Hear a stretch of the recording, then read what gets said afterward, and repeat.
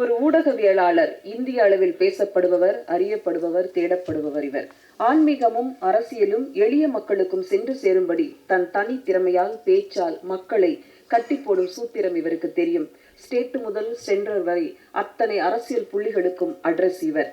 ஆன்மீகமும் தமிழும் எதிர்காலத்தில் மிகப்பெரிய பாதை இவருக்கு இருக்கு.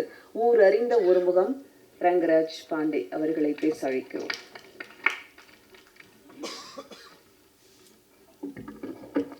இதெல்லாம் அனுபவிக்கிறதா இல்லையானே தெரியல. நான் அதுக்காக தான் கடைசி சீட்டில் ஓரமாக உட்காந்தேன், உங்களுக்கெல்லாம் கட் பண்ணுறதுக்கு ஈஸியாக இருக்கும் அப்படின்னு சொல்லிட்டு. நடுவில் வேற தூக்கி வச்சா இப்போ தர்புகாசிவா வேற கட் பண்ண முடியாது, அவர் தான் மாட்டி விட்டாங்க என்னையே.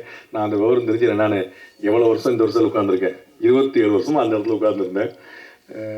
ரொம்ப ஆச்சரியமாக இருக்குது எனக்கு. முன்னாடி உங்கள்லேயே இருந்து வந்த ஒருத்தன் அப்படிங்கிறனால ரொம்ப ஒரு ஹாப்பியான மொமெண்ட்டாக இருக்குது. அன்னைக்கு நாங்கள் உள்ளே வரும்போது எல்லாமே பேப்பரும் பேனாவும் கையில் எடுத்து வச்சுட்டு நாங்கள் எழுதிட்டுருப்போம். அது ஷார்ட் ஹேண்ட் படிக்கலை. அதனால் அண்ணன் மாதிரி பெரிய சீனியர் ஜேர்னலிஸ்ட்டுகள்லாம் கடகடன்னு அடிக்கும்போது நாங்கள் எழுத்தில் எழுதிட்டு ஒரு குறிப்பான வார்த்தையெல்லாம் எழுதி பண்ணிக்கிட்டு இருப்போம். அதுக்கப்புறம் எங்கள் காலத்தில் தான் டெலிவிஷன் வந்துச்சு. அப்போ டெலிவிஷன் மீடியாவுக்கும் எங்களுக்கும் பொறாமையாக இருக்கும். அவங்க அரசியல்வாதியெல்லாம் பேட்டி கொடுக்கும்போது டிவி சேனல்ஸ் பேர சொல்லி அவங்கெல்லாம் வந்துடலாம் அப்புறம் கொடுப்போம். அப்போ நாங்கள்லாம் யார் இப்படி சண்டைக்கு வேறு போகும். இப்போ பேப்பரும் போயிடுச்சு, கேமராவும் போயிடுச்சு, மொபைல் முன்னாடி நிற்குது, அது அடுத்தடுத்த கட்டத்துக்கு போய் நிற்குது. ப்ரெஸ்ஸு ஷோ அப்படின்னு தனியாக ஒன்று போடுறாங்க, இன்ஃப்ளூயன்சர் ஷோ அப்படின்னு ஒன்று தனியாக போடுறாங்க, நடுவில் ஒரு ஷோ போடுவாங்க போல். பெரிய அளவில் டெவலப் நிற்குது. அதனால் கொஞ்சம் வச்சு செய்யாமல் கொஞ்சம் பார்த்து செய்யுங்க. நாளைக்கு நான் முதலமைச்சர் ஆனால் உங்களெல்லாம் நல்லா கவனிச்சுக்கிடுவேன். பன்னீர் அண்ணன் கேமராமேன், அவங்களுக்கு தான் நான் முழு நன்றியை சொல்லணும். அது ரொம்ப பியூட்டிஃபுல்லாக என்னையும் பார்க்கும்படியாக காட்டினவர். ஏன்னா நேர்கொண்ட பார்வையோ ரணசிங்கமோ மற்ற படங்கள்லாம் அந்தந்த நட்சத்திரங்கள் கூட நடித்ததுனால நமக்கு ஒரு வெளிச்சம் கிடச்சிருச்சு. இதில் ஒரு இருட்டான அறை, ஒரு விடிகாலை பொழுது, அது ஒரு 4க்கு 4 அறை. அதில் எவ்வளோ தூரம் ஆங்கிள் வைக்க முடியுமோ நம்ம அண்ணன் சுருணிய சிவானன் சொன்ன மாதிரி அது ஒரு சிறை அறைக்குள்ளே நடக்கக்கூடிய ஒரு இடத்துல மொத்தம் 4 சோர் தான். அப்போ எவ்வளோ மல்டிபிள் ஃப்ரேம் வச்சா ஒரு வெரைட்டி கிடைக்கும் அப்படிங்கிறத பன்னீர் அண்ணன் படாத பாடுபட்டு எடுத்தாங்க. அது கிட்டத்தட்ட ஒரிஜினல் சிறையில் எடுக்கப்பட்ட விஷயம். அது அண்ணனுடைய எக்ஸ்பீரியன்ஸை நான் அன்னைக்கு பார்த்தேன் கண் கூட.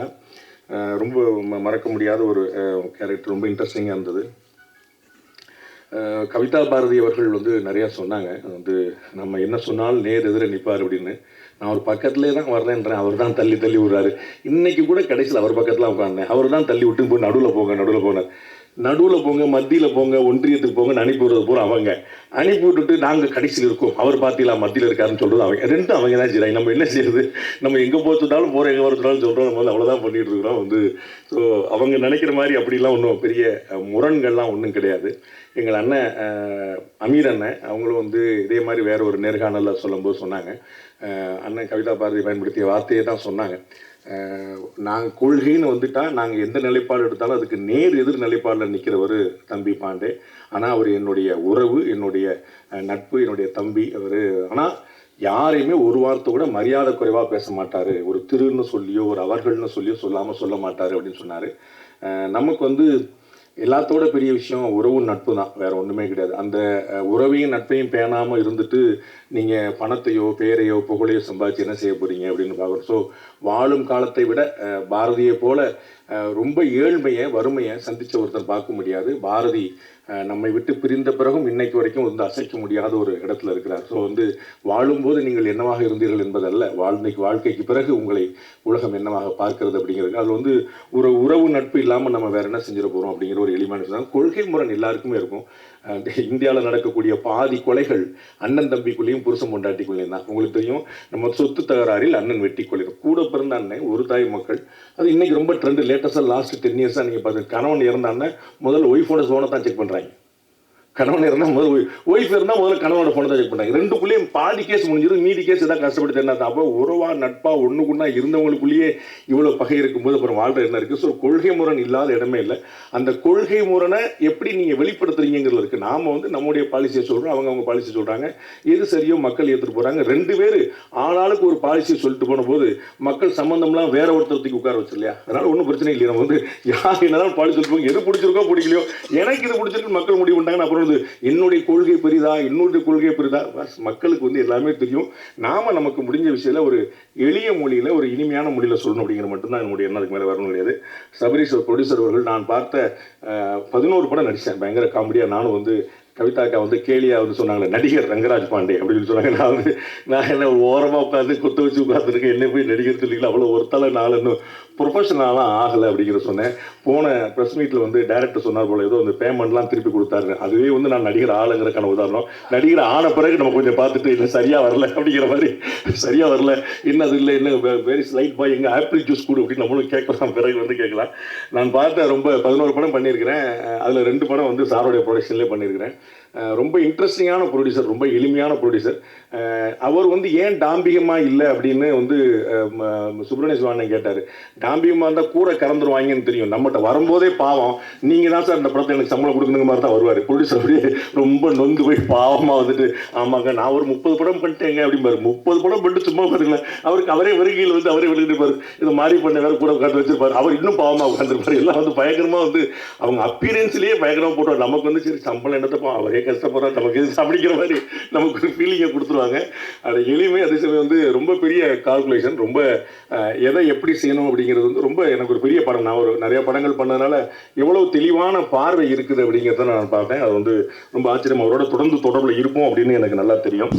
லிசி அவங்களோட நடிக்கிறதுக்கான ஒரு சந்தர்ப்பம் கிடைச்சது. அவங்களும் சொன்னாங்க பாண்டே வந்து அந்த பக்கம் ஆச்சு. அது லிசி அதுக்கு முன்னாடி எனக்கு தெரியவே தெரியாது. நான் பாருங்க எவ்வளோ ஓரமாக உட்காந்துருக்கேன். வந்தோடனே நீ அந்த கட்சி தானே அப்படின்னாங்க. நான் எந்த கட்சியுமே கிடையாது, நம்பவே மாட்டேன். அந்த கட்சிக்காரன் நம்ப மாட்டான், மற்ற கட்சிக்காரன் நம்ப மாட்டான். நம்மளோட எவ்வளோ கஷ்டமாகி போச்சு பாருங்க. சரி அந்த கட்சிக்காரன் நம்மளை வாழ வச்சு வந்தாலும் அதுவும் உங்களை இல்லாமல் போயிடுச்சுங்களேன். என்ன நடிப்பு என்ன நடிப்பு என்ன நடிப்பு. அப்பா எனக்கு வந்து உண்மையிலேயே நான் நடித்ததை பற்றி அவங்க சொன்னாங்க, என்னை நடிக்க விடாமல் பண்ணிட்டாங்க அவங்க. அந்த இடத்துல எமோஷன் அப்படியே கொட்டி குமிச்சு கட் சொல்கிறாங்க, ஃப்ரேம் மாற்றாங்க வைக்கிறாங்க. அந்த எமோஷனில் she is travelling on that. அப்படியே அங்கேயே நிற்கிறாங்க. அதுக்கப்புறம் திருப்பி ஷார்ட் ஓகே ரெடி அப்படின்னா அப்படியே திருப்பி வர்றாங்க. அது வந்து அந்த சேஞ்ச் ஓவர் வந்து உண்மையிலேயே நம்ம பார்த்தோம்ல இந்த அம்பி ரெமோ அது அவங்க தான் 3 நிமிஷத்துல 3 ஃப்ரேம் காட்டுறாங்க. பயங்கரமா ரொம்ப ஆச்சரியமான நடிப்பு. ரொம்ப பின்னி எடுத்துட்டு இருந்தாங்க. ரொம்ப பியூட்டிஃபுல்லா இருந்துச்சு. அந்த இடத்துல வந்து அந்த எக்ஸ்பீரியன்ஸ் வந்து ரொம்ப ஆச்சரியமா இருந்தது. வரும்போது கார்ல இறங்கும்போது ஒரு ஃபைட் சீனை தான் பார்த்தேன். அவங்க வந்து ஒரு கேரவேனுக்குள்ளேயோ இறங்கினோடனே சண்டையை போட்டு வந்து ஒரு சுடிதார் போட்டு சண்டை போட்டாங்க. நானும் இந்த அக்கா யாரு ஏதாவது போலீஸராக இருக்குமோ அந்த சண்டைகள்லாம் போடுதே அப்படின்னு நினச்சிக்கிட்டு இருந்தேன். இறங்கி அவ்வளோ சண்டை போட்டாங்க. படகு இந்த பக்கம் போனால் அடிச்சு பரட்டி எடுத்துட்டு அப்புறம் அவங்கள்ட்ட உட்காந்து கதையெல்லாம் கேட்டேன். எப்படி மேடம் நீங்கள் பயங்கரமாக இவ்வளோ நடிப்பு இவ்வளோ போடுறீங்க அப்படின்னு சொன்னபோது என்னுடைய வீர வரலாறு தெரியாமல் இருக்கே தம்பி அப்படின்னு சொல்லிட்டு ஃபுல் ஹிஸ்ட்ரி சொன்னாங்க. கம்ப்ளீட்டாக நம்ம ஜாகிரதை மறந்து வச்சு அவ்வளோ பியூட்டிஃபுல்லான நடிப்பு. பிரகிடா வந்து கடைசி வரைக்கும் கண்ணில் காட்டல டைரக்டர் எனக்கு. அதனால் எனக்கு அவங்க தெரியல. பட் வந்து அவங்களுடைய இந்த ட்ரெய்லரை பார்த்த பிறகு என்னால் ஃபீல் பண்ண முடிஞ்சது. அவங்க வந்து நேரில் பார்க்கறதுக்கு இருக்கிறவங்க அது எப்படி நடிப்புன்னு வந்தால் எவ்வளோ பெரிய சேஞ்சர் கொடுத்துருக்கான்னு பார்க்கணும். ரொம்ப பியூட்டிஃபுல்லாக பண்ணியிருக்கிறாங்க.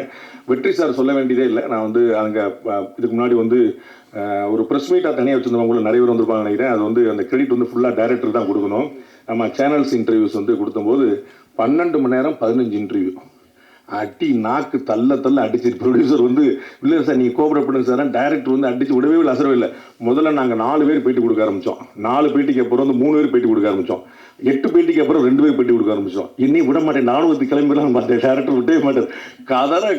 கதற இன்னைக்கு சிஎம் பேசினார்ல இப்போ அசம்பிளியில் அந்த மாதிரி வந்து கதற அடிச்சு 15 பேட்டி கொடுத்த அப்புறம் நம்ம வெளியே அனுப்புனாங்க.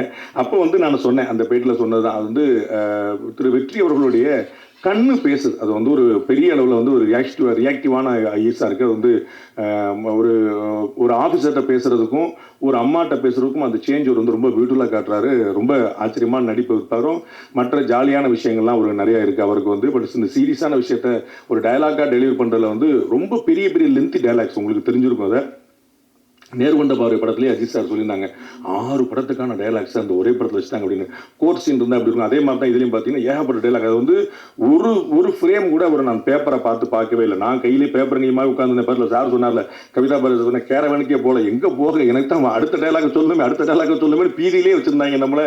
ஏன்னா டைரக்ட் வந்து ரொம்ப மெட்டிகுலஸாக பிளான் பண்ணிருக்காரு, அதாவது மைனூட்டாக பிளான் பண்ணிருக்காரு. எங்கேயுமே வேஸ்டேஜ் இருந்துடக்கூடாதுன்னு எடிட்டர் சாருக்கு வந்து கொஞ்சம் கம்மியான வேலை தான் இருந்திருக்குன்னு நினைக்கிறேன். அந்த அளவுக்கு வந்து ஃபுல்லாக ரொம்ப பிளான் பண்ணி இதுதான் அவங்க ஃப்ரேமே முதலே முடிவு பண்ணிட்டாருங்கனால ரொம்ப ஆச்சரியமாக இருந்தது. அந்த ஒர்க்கு ரொம்ப பியூட்டிஃபுல்லாக பண்ணோம். அது வந்து மறக்க முடியாது. தர்புகா சிவா சார் வந்து நான் இன்னைக்கு தான் ஃபஸ்ட் டைம் பார்க்குறேன். நான் வந்து ட்ரெய்லரை வந்து மாதிரி 2-3 விஷயங்களை வந்து டைரக்டர் ஏற்கனவே காட்டும் போதே நான் சொன்னேன், இந்த வார்த்தை தான் சொன்னேன். இன்றைக்கி தர்புகா சார்ட்டையும் சொன்னேன். அதாவது பாரதியாருடைய பாடல்களை ஒரு சினிமாக்காக மாற்றுறதுங்கிறது சுலபம் இல்லை. அதை வந்து நம்ம பார்த்து நம்ம பியூட்டிஃபுல்லாக பண்ணது ராஜா சார் தான். அவர் மாதிரி வந்து ஒரு பியூட்டிஃபுல்லாக வந்து ராஜா சார் மாதிரி அந்த பாரதியார் பாடலுக்கு உயிர் கொடுக்குறது இன்னொருத்தர் பார்க்க முடியாது. அதற்கு பிறகு நீண்ட நெடிய காலத்துக்கு பிறகு தர்புகா சார் வந்து அதற்கு ஒரு பெரிய உயிரை கொடுத்துருக்காருங்கிற பார்க்குற ரொம்ப பியூட்டிஃபுல்லாக இருக்குது. அதே போல் பாரதிதாசன் வந்து கவிதா பாரதி அண்ணனுக்கு எல்லாத்துலேயும் ஒரு 2 குத்துனா தான் அவருக்கு ஒரு மன நிறைவு அமையும். அதில் வந்து பாரதியாருக்கு கிடைத்த பெருமை பாரதிதாசனுக்கு கிடைக்கவில்லை, அதற்குள் ஒரு அரசியல் இருக்குதுன்னு நாங்கள் எதிர்கட்சி அண்ணன் சொன்னதுதான். பாரதிதாசனுக்கு கிடைத்த விஷயம் பாரதியார் கிடைக்கலன்னு நினைக்கிற விரும்புகிறாங்க. நான் வந்து செல்ல இடமெல்லாம் உங்களுக்கு தெரியும், நிறைய பேர் பார்த்துருப்பீங்க. பாரதிதாசனுடைய அந்த ஒரு பொன்மொழி, அதை தான் நான் எல்லா உரைகளையும் முதல்ல ஆரம்பிப்பேன். எங்கள் வாழ்வும் எங்கள் வளமும் மங்காத தமிழன்று சங்கே முழங்கு அப்படிங்கிறது தான். அதை விட ஒரு வரி வந்து இன்னொன்று தேவையில்லை. அது வந்து பாரதியாருக்கு மரியாதை கிடைச்சதா கிடைக்கலையா அப்படிங்கிறது இல்லை, நீங்கள் மதிக்கிற பாரதிதாசன் தன்னை வந்து பாரதிதாசனாக மாற்றிக்கொண்டிருப்பார் அப்படிங்கிறது பாரதியாருக்கு போதுமானது. வேற எந்த கௌரவங்களும் தேவையில்லை. ரொம்ப ஆச்சரியமான அப்படி வந்து தன்னுடைய பெயரை அழித்து அது வந்து தன்னுடைய குருநாதருடைய பெயரை போடுறது அப்படிங்கிறது வந்து அது ஒரு சர்வப்பரி தியாகம்னு சொல்லுவாங்க. அந்த மாதிரி பாரதிதாசன் ஆச்சரியமான பாடல். அண்ணன் சொன்ன மாதிரி வந்து மானுட சமுத்திரம் நான் என்று கூவு அப்படின்னு சொல்லிட்டு பாரதிதாசனுடைய பாடல்கள் எல்லாமே வந்து விசால பார்வையால் விழுங்கு மக்களை அப்படின்னு எழுச்சிகரமான வரிகளாக தான் இருக்கும். அப்படி வந்து அவ்வளோ எழுச்சி மிக்க ஒரு கவிஞர்கிட்ட வந்து இவ்வளோ உணர்ச்சி மிக்க ஒரு பாடல் அப்படிங்கிறது நமக்கே ஒரு புதுசாக இருக்குது. அதை வந்து தர்புகா சார் வந்து ரொம்ப பியூட்டிஃபுல்லாக பயன்படுத்தி வச்சிருக்கிறாங்க. அது வந்து அந்த இறுதி முத்தம் கொடுங்கிற ஒரு வார்த்தை தவிர பின்னாடி நண்பர்கள் பேசிட்டு இருந்ததை கேட்டேன். நம்ம எவ்வளோ நல்ல தமிழ் வார்த்தைகளை தொலைச்சிட்டோம் அப்படிங்கிறது ரொம்ப வைத்தறிச்சலாக இருந்துச்சு. இன்னைக்கு வந்து ஒரு நெற்றியை பற்றி, ஒரு கற்றையை பற்றி, ஒரு கொம்பு தேனை பற்றின்னு எவ்வளோ வார்த்தைகள் பாரதிதாசனுடைய வெக்காபுலரி எதுவுமே இன்னைக்கு புழக்கத்தில் இருக்காது. யாரா ஒருத்தர் கொம்பு தேன் அப்படின்னு என்ன தெரியுமான்னா என்ன ப்ரோ, ஏன் ப்ரோ இப்படி பேசுற நீ அப்படின்னும். அந்த மாதிரி ஆகி நிற்கிது. நல்ல தமிழ் வார்த்தையிலே காணாமல் போச்சு. அதை வந்து அது பாரதிதாசனுடைய வரிகளில் அதில் தெரிஞ்சுதான் டைரக்டர் வந்து அப்படியே பாரதிதாசன் நிப்பாட்டிக்கிட்டு வந்த மாதிரி போக வேண்டாம் பாட்டு ஜென்சி அப்படிங்கிற பாட்டுக்கெல்லாம் போக வேண்டாம்னு நினைச்சார். அனுபவத்தில் அற்புதமான வரிகளுக்கு வந்து உயிர் கொடுத்திருக்கிறாரு தர்புகா. உங்களுக்கு வந்து நிச்சயமாக காலம் உங்களுக்கு நன்றியோடு கூட நிற்கும். And director sir Dayal Padmanabhan sir வந்து சொல்ல வேண்டியதே இல்லை. நானும் முதல்ல வந்து கன்னட டைரக்டர் தான் நினச்சேன். தயால் பத்மநாபன் ரொம்ப காமன் நேம் தானே, அதனால் கன்னட இயக்குனர் போல் இங்கே வந்து பாவம் தமிழ்நாட்டில் கஷ்டப்படுறாருன்னு தான் நினச்சேன். அப்படின்னா விழுப்புரம்னாரு தலைவா, நீ என்ன தலைவா அங்கே போய் பின்னி எடுத்துகிட்டு இருக்க அப்படின்னு சொன்னால், அங்கே வந்து உண்மையிலேயே படைப்பாளிகளுக்கு எப்படிப்பட்ட மரியாதை கொடுக்கப்படுகிறது என்பதை கன்னட திரையுலகம், கன்னட அரசுகளை பார்த்து தமிழ்நாடு அரசுகளும் கற்றுக்கொள்ள வேண்டும் நான் நினைக்கிறேன். ஏன் அப்படின்னா ஒரு 7-8 வருஷமா அவார்டே கொடுக்கல அப்படின்னு மொத்தமாக கொடுக்குற பழக்கம்லாம் இங்கே இருக்குது. அங்கே வந்து எவ்வளோ பெரிய கௌரவம் வந்து எழுத்தாளர்களையும் படைப்பாளிகளையும் அமர வைத்து உட்கார வைத்து முதலமைச்சர்களும் அதிகாரிகள் வந்து நின்று கொண்டு விருது கொடுக்குற மாதிரி காட்சியெல்லாம் நம்ம பார்க்குறோம். அதெல்லாம் வந்து கற்பனை செய்ய முடியாத ஒரு உயரம். கேரளாவில் அந்த மாதிரி விஷயங்கள் இருக்கு. ஒரு கலைஞனை, ஒரு படைப்பாளியை அவன் தான் வந்து சமூகத்தை சீரமைக்கிறான், சமூகத்தை கட்டமைக்கிறான் அப்படிங்கிற ஒரு ஆழமான உண்மை தெரிந்ததுனால அவ்வளோ பெரிய கௌரவம் கிடைக்குது. இங்கே வந்து கலையினாலும் திரையினாலும் தான் பலர் அரசியலுக்கே வந்திருக்கிறாங்க. அரசியல் பெரிய வெற்றிடங்களை வந்து நிரப்பியிருக்கிறாங்க. அப்படி பார்க்கும்போது அங்கே இன்னும் அந்த மாதிரியான படைப்பாளிகளுக்கான கௌரவம், எழுத்தாளர்களுக்கான கௌரவம், இலக்கியவாதிகளுக்கான கௌரவம் இன்னமும் அதிகரிக்க வேண்டும் நினைக்கிறேன். நம்ம வந்து பாரதியார் போல வந்து நம்ம வந்து இல்லை, நமக்கு வந்து கவனிக்கிறதுக்கு ஆள் இல்லை அப்படிங்கிற மாதிரி இல்லாமல் வந்து அப்போ உனக்கு என்னப்பா புலவர், உனக்கு என்னப்பா கவிஞர், உனக்கு என்னப்பா தமிழ் இருக்கு, தமிழ் சோறு போடும், கலை சோறு போடும், இலக்கியம் சோறு போடும் அப்படிங்கிற ஒரு நிலைமை ஏற்படுத்தணும். அப்பதான் தமிழ் வாழும். அந்த மாதிரி ஒரு ஆச்சரியமான ஒரு இயக்குனர். நான் வந்து அவருடைய மெட்ரிகுலஸ் பிளானிங்கை வந்து பார்த்தேன். நான் வந்து ப்ரொடியூசர்கிட்ட அவ்வளோ புகழ்ந்து சொல்லியிருக்கிறேன் டைரக்டரை பற்றி, பயங்கர ஆச்சரியங்க அப்படின்னு சொல்லிட்டு நான் வந்து அடுத்தடுத்த படங்களில் வந்து அவங்க எப்படிலாம் பண்ணுறாங்க, அவங்க வந்து தயாளன் சார் மாதிரி பண்ணுறாங்களாம் பார்க்க ஆரம்பிச்சேன். அவ்வளோ தூரம் அறிவே கிடையாது எனக்கு சினிமா பற்றி. இருந்தாலும் அப்படி பார்த்து அப்படி பண்ணுறாங்க, அவ்வளோ வெல் பிளான்டு, கம்ப்ளீட்டாக எல்லாமே ஸ்ட்ரக்சர்டு பண்ணியிருக்காங்க. எதுவுமே புதுசாக அந்த கட்டத்தில் வந்து மாத்திரம் அப்படிங்கிறதே கிடையாது. ஃப்ரேம்ல வந்து எல்லாமே அவ்வளோ ரொம்ப மெட்டிகுலஸாக பண்ணியிருக்காங்க. எல்லாருக்கும் தெரியும் உங்களுக்கு 20 நாளில் படம் முடிச்சாரா, 21 நாளில் படம் முடிச்சாரா, அவருடைய பேட்டர்னே அப்படி தான் இருக்குங்கிறத நம்ம பார்க்குறோம். 75 லட்சம் ரூபா இருந்தால் நான் நல்ல படம் பண்ணிடுவேன், ரிச்சான படம் பண்ணிடுவேன்றார். 50 லட்ச ரூபா 60 லட்ச ரூபா இருந்தால் நான் அவ்வளோ பெரிய படம் பண்ணிடுவேன்னு நினைக்கிறாரு. இந்த மாதிரி டேரக்டர்கள் எல்லாரும் வந்தாங்கன்னா எங்கள் அண்ணன் மாதிரி ப்ரொடியூசர்கள் ரொம்ப சந்தோஷமா இருப்பாங்க. அதனால வந்து நீங்கள் பார்த்துட்டு கவிதா பாரதி என்ன சொன்ன மாதிரி நீங்கள் வந்து வணிகத்துக்கான படம் இல்லைன்னு நினைச்சிடாதீங்க. வணிகத்துக்கான படம் தான். வணிகத்தில் வந்து தயாளன் சாரும் மாஸ்டர், சபரீஷன் சாரும் மாஸ்டர் 2 பேர் சேர்ந்து உட்கார்ந்தா எப்படி இருக்குன்னு பார்த்துங்க. அது வணிகத்தை ரொம்ப சக்ஸஸ்ஃபுல்லாக தான் பண்ணியிருக்கிறாங்க. அண்ட் படத்துலையும் வணிகத்துக்கான விஷயங்கள் நிறையா இருக்குது. நீங்கள் ஏதோ சீரியஸாக யோசிச்சுட்டு பயங்கரமாக சண்டை போட்டு பயங்கர கமர்ஷியல் எலிமெண்ட்ஸ் நிறையா இருக்குது. நம்ம பார்க்கறதுக்கு என்கேஜிங் இருக்குங்கிறது என்னால் கேரண்டியாக சொல்ல முடியும். அவ்வளோ பெரிய விஷயங்கள் உள்ள கொண்டு வந்திருக்காங்க. பியூட்டிஃபுல்லாக வந்து டைரக்டர் பண்ணியிருக்காங்க. எங்கள் அண்ணன் சுப்பிரமணிய சிவா சொல்லாமல் நான் வந்து பண்ணால் அது வந்து பாவத்தில் போய் சேரும். அண்ணன் வந்து நிறைய வந்து என்னுடைய தகுதிக்கு மீறி புகழ்ந்தாங்க. இன்னைக்கு ட்ரெண்ட் அதுதான். ஸோ முதலமைச்சர் பாணியில் எல்லாரும் ஒரு குட்டி கதையை சொல்லணும். அதனால் அண்ணன் ஒரு குட்டி கதையை சொல்லி ஒரு திருடனுடைய கதையை சொல்லி வந்து அண்ணன் வந்து பியூட்டிஃபுல்லாக சொல்லி கொண்டு போனாங்க. நிறையா பாண்டேக்கு வந்து அவ்வளோ பேர் தெரிஞ்சிருக்கு. பாண்டேக்கு வந்து தெரியாத ஆளே கிடையாது. பாண்டேக்கு தெரியாத ஆளே கிடையாது. அவங்களுக்கு பாண்டே தெரிஞ்சிருக்கணும்ல. அண்ணன் விவேக் சொன்ன மாதிரி இப்போ எனக்கு கமிஷனர் விஜயகுமார் தெரியும். விஜயகுமாருக்கு என்ன தெரியணும்ல, அதெல்லாம் எனக்கு அண்ணன் மோடியை சொல்கிறார் அப்படின்னு. அப்படிலாம் நம்ம வந்து சரி இன்னுமா இந்த உலகம் நம்மளை நம்பிக்கிட்டு இருக்கு அப்படின்னு சொல்லிட்டு ரைட் சொன்னா போனால் போய்கிட்டே நம்மள நம்பர் வரைக்கும் சந்தோஷம் தான் அப்படின்னு போயிட்டு இருக்கோம். நானும் வந்து இதே போல் ஒரு எளிமையான ஒரு பத்திரிகையாளர் தான்.